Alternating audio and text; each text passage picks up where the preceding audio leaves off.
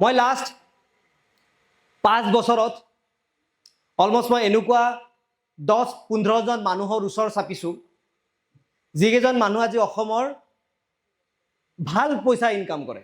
মই পইচা শব্দটো এইটো কাৰণে ব্যৱহাৰ কৰিছোঁ কাৰণ আমাৰ মনত কিছুমান ভুল ধাৰণা থাকে যে যাৰ তাত বেছি পইচা আছে তেওঁলোক ভাল মানুহ নহয়। আমাক কিয় হয়, আমাক সৰুতে এইটো কথা আমাক মা দেউতাই সোমাই দিছিল। আমাক যেতিয়া সৰুতে মা দেউতাই সুধিছিল ডাঙৰ হলে কি কবা, আমি আটাই এবাৰ হলেও কৈছিলো যে মা মই ডাঙৰ হলে ধনী মানুহ হ'ম। কোনে কোনে কৈ পাইছে সৰু থাকোঁতে? এতিয়াতো বাৰু চবে কয় ৰাইট। আৰু মায়ে তেতিয়া উত্তৰটো কি দিছিল জানেনে? ধনী মানুহ হ'ম বুলি ক'ব নাপায়, ভাল মানুহ হ'ম বুলি ক'ব লাগে। তেতিয়া আমাৰ ব্ৰেইনত এটা বস্তু সোমাই গৈছিল যে ভাল মানুহ আৰু ধনী মানুহ দুটা বেলেগ বেলেগ বস্তু। কিন্তু মই কওঁ ধনী মানুহবোৰ বেছি ভাল হয় যদি তেওঁ পইচা লিগেলি ইনকাম কৰি আছে। এইটো ভ্ৰম মোৰো আছিল। মই এবাৰ ছিংগাপুৰৰ এখন ট্ৰেইনিং প্ৰগ্ৰেমত গৈছিলোঁ আৰু সেই ট্ৰেইনিং প্ৰগ্ৰেমত যাওঁতে মোক এজন মেণ্টৰে কৈছিল যে Jagdish, if you want to earn lots of money, first you have to change your belief. You have to change all your limiting belief, all your negative belief. যে জগদীশ যদি লাইফত ডাঙৰ কিবা কৰিব লাগে প্ৰথম লিমিটিং বিলিফবিলাক গুচাব লাগিব, যিবিলাক ভুল বিশ্বাস আছে বিশ্বাসবোৰ গুচাব লাগিব। তেতিয়া তেওঁলোকে আমাক এটা এক্সাৰচাইজ কৰায় আৰু সেই এক্সাৰচাইজটো কৰোঁতে মই গম পাইছিলোঁ যে মোৰ এটা বিশ্বাস আছিল যে ধনী মানুহবিলাক ভাল নহয়। তো তেওঁ মোক তেতিয়া এডভাইচ দিছিল, go to your Assam, go to your state and meet at least 15 rich people and spend some time with them and try to understand them, they are good person or bad person.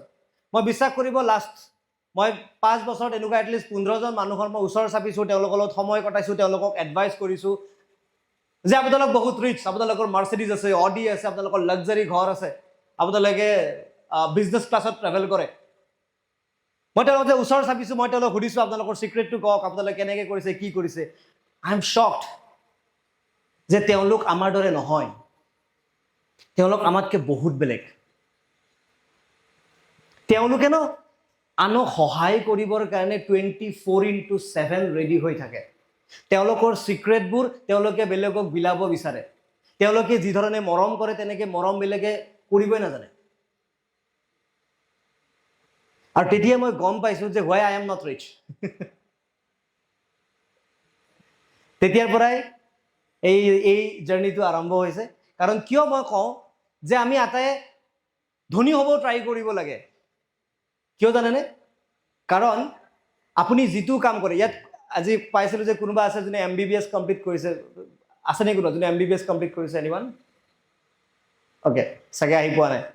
তো যদি এজন doctor আছে, তেওঁ যদি বেছি ভালকৈ patient চাই, পেচেণ্টক যদি প্ৰব্লেমবিলাক সোনকালে ছল্ভ কৰে, অবভিয়াছলি তেওঁৰ তাত পইচা বেছি আহিব। এজন কণ্ট্ৰেক্টৰে যদি ৰাস্তা এটা ভালকৈ বনায়, তেওঁ বাৰ বাৰ কাম পাব, তেতিয়া অবভিয়াছলি তেওঁৰ তাত পইচা বেছি আহিব। এজন টিচাৰে যদি এইটো ভাবে যে মই অকল ক্লাছৰুমক ল'ৰা ছোৱালীক ভালকৈ নপঢ়াই, মই বাকীবিলাক ল'ৰা ছোৱালীকো ভালকৈ পঢ়াম, দেন পইচা বেছি আহিব। তো earning money is a good, but by doing good thing, right? চ' এনেকুৱা কিছুমান বস্তু আছে যিটো আমি চেঞ্জ কৰিব লাগিব যদি আমি আমাৰ লাইফত ডাঙৰ কিবা কৰিব বিচাৰোঁ।